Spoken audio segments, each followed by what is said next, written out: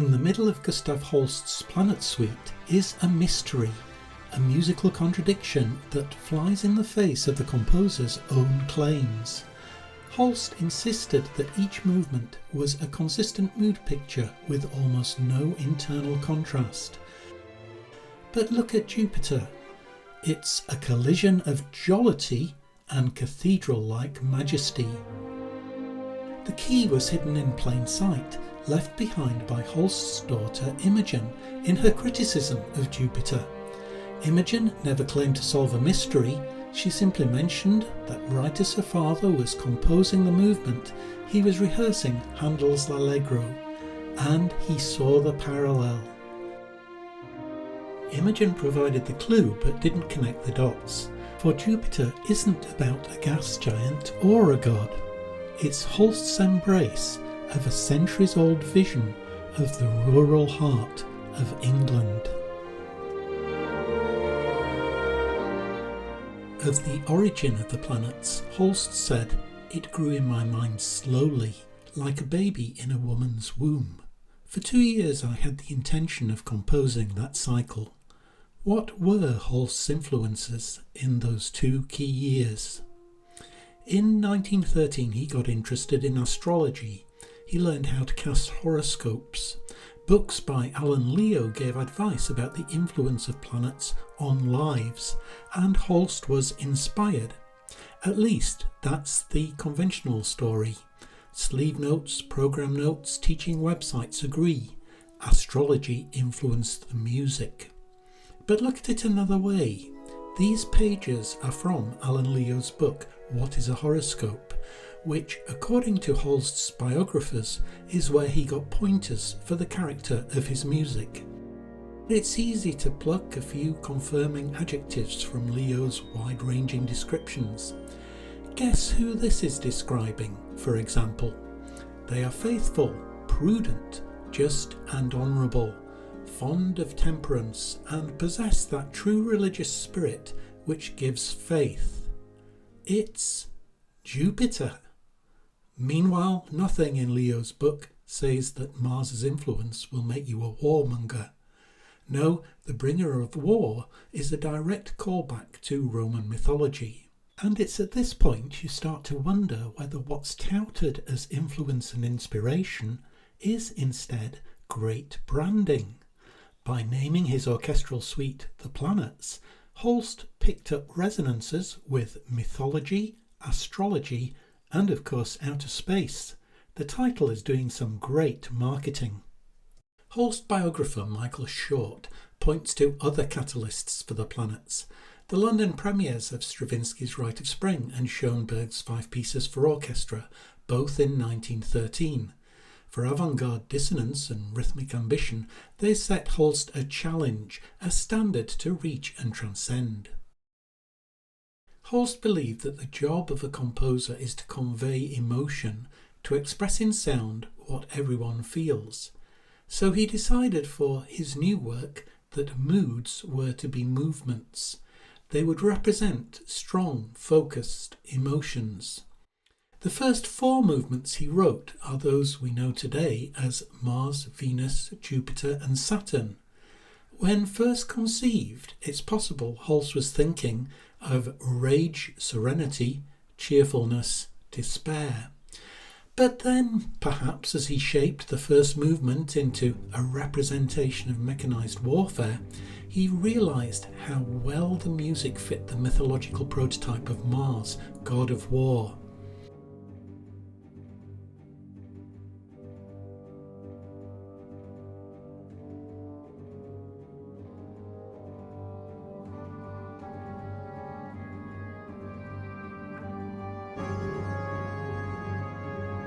Holst grasped that the whole suite of moods could be paralleled with mythical figures that lent their identities to the planets of the solar system, and now could label the movements of his music too. From then on, new movements, Mercury for example, could be written within the template, so were planet influenced, while existing or part finished work could simply be planet assigned. Still, Holst insisted on consistency within movements. Some are deeply consistent, Mercury the winged messenger, Neptune the mystic. Others maintain a theme but travel through it. Saturn moves from melancholy to acceptance. Mars has dread and moments of heroism, briefly interrupting the prevailing rhythm.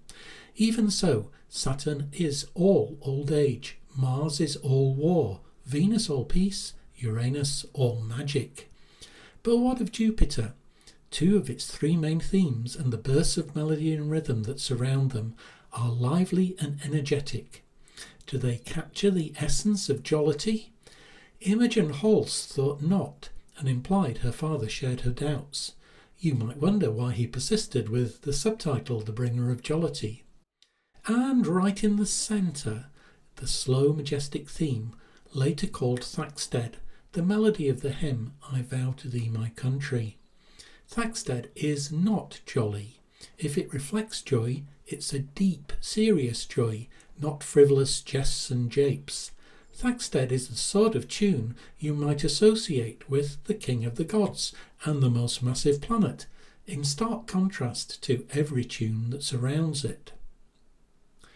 In 1913, Holst was taking one of his famous long walks through the English countryside with Ralph Vaughan Williams. For 20 years since meeting at the Royal College of Music, Holst and Vaughan Williams had been friends. They walked, talked and workshopped works in progress together. The earliest piece by Holst that is well known, his setting of In the Bleak Midwinter, came about because Vaughan Williams was musical editor of the English Hymnal and asked his friend to supply some tunes. Vaughan Williams was writing The Lark Ascending in 1913. He probably shared it with Holst. Maybe one of the earliest run-throughs had Vaughan Williams on violin and Holst on piano. Meanwhile, back at work, Holst was busy rehearsing with his Morley College Choir a work by Handel, setting to music a masterpiece of poetry written a century earlier, L'Allegro by John Milton. Holst would have seen the parallel between Vaughan Williams' violin depicting a lark's flight and Handel's violins and soprano, a century and a half earlier, depicting its song. Immersed in the rich texture of L'Allegro, Holst must have wondered about a deeper parallel. Could the whole character of L'Allegro, which means the cheerful man, be translated into a modern orchestral idiom? Another L'Allegro number, Hasty Nymph, summarises what or who the goddess Mirth can bring, including laughter holding both his sides. Handel cleverly makes the singer laugh through the lyric. Capturing the same effect in his own musical language was a challenge Holst took on for one of the movements in his new suite for large orchestra. We don't know how developed the movement was when Holst decided on the planet's title and theme. If unself-conscious cheerfulness was the mood goal, it would have danced with lively melodies bathed in bubbly ostinati with jubilant flourishes. But now this idea, or sketch, or even partly developed composition had to fit a planet. Call it the bringer of jollity. So that would be Uranus? Too eccentric. So Jupiter it is then. Some quotes from Alan Leo would later be used to justify the pairing. But the thing everyone knows about Jupiter is he was top god. Holst's musical expression of exuberance and laughter might pick up on lesser-known Jovian character quirks, but how could Holst ignore Jupiter's kingly status or the mass of the planet? To correct the misfit between his music and its title, he needed a majestic, weighty centre. Let's see what he did. This is the autograph of the planet's suite, prepared at the time of the first performance, so still called 7 Pieces for Large Orchestra, and what are movement subtitles now were movement titles then. Turning to Jupiter, most of this page, in fact most of the so-called autograph, is written by amanuenses, helpers transferring notes from the initial version for 2 pianos to full score. Here we arrive at Thacksted. We see the beautiful clear hand of the scribe Valilaska, the bold words andante maestoso, were written by Holst himself, so there's no getting away from it. Andante maestoso, slow and majestic. This is not about levity, it's about stateliness. Yet this tune shares a lot of musical DNA with the rest of Jupiter. The first 3 notes recur throughout the movement, and the fast Joybringer theme is a clear melodic cousin to Thaxted. Perhaps Holst composed these tunes at the same time as versions of each other. Originally he didn't have a place for Thaxted in the cheerfulness movement, but embraced the opportunity to embed it once the planet branding demanded it. So he corrected the misfit with Jupiter's kingship by introducing internal inconsistency. Not musical inconsistency, but mood inconsistency. Thaxted isn't jolly. But Holst took inspiration from another direction to give Jupiter a particular kind of majesty. By now, Elgar had established the format of the English March, the orchestral work that has within it a big tune, and what the composer does with that big tune is play it first in a kind of pastoral vein, then there's a drum roll and the big tune repeats with a fuller, more martial sound. After an interlude, maybe returning to an earlier not-so-big theme, the third appearance of the showstopper comes in, slower, emphatic, very much majestic. This template from the Pomp and Circumstance marches is one William Walton milked for his coronation music.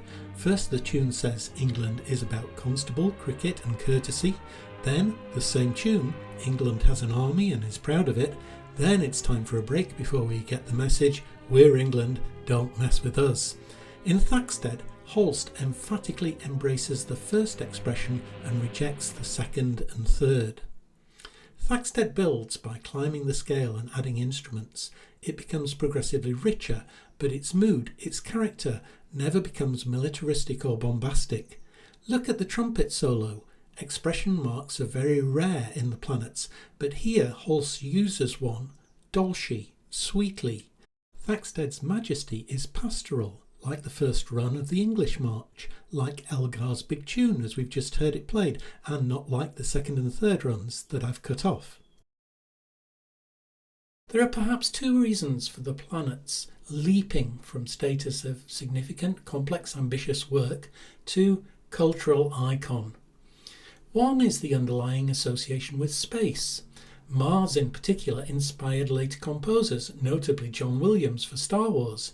It's the music that does it, of course, yet it's hard to believe the work would have come to be so influential in an era caught up in the space race, science fiction and technology if it had had a different title. However much inspired by the solar system, astrology or mythology, the branding of the planets as the planets hooked the work into the zeitgeist. The second reason for the planet's extraordinary success is the adoption of Thaxted for I Vow to Thee My Country. In the wake of the First World War, it was a hymn that made some sense of the sacrifice of so many young men. Later criticisms of some of the word's sentiments, the love that asks no questions, for example, are valid but sterile and historically tone deaf. How resonantly the heartfelt but restrained hymn served the need to grieve. Holst had mixed feelings. Imogen says he allowed Thaxted's use against his better judgment. But Holst's judgment of his own music was not the public's. There's no doubt Thaxted is still his best known tune. There's a parallel with the work that awakened Holst to the idea English music had a future, Elgar's Enigma Variations.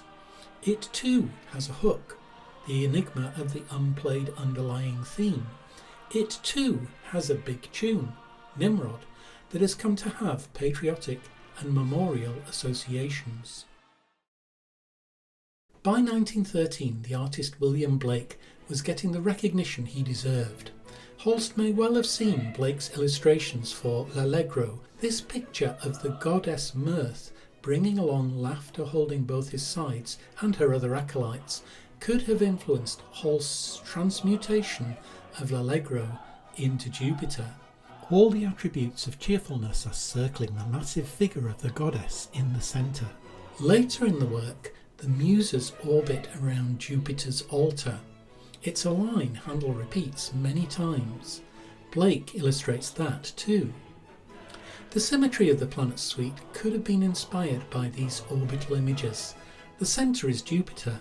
Before and after it, balancing each other, are the smaller planets. And within Jupiter, there's a similar orbital system, as the jolly themes circle the central Thaxted theme.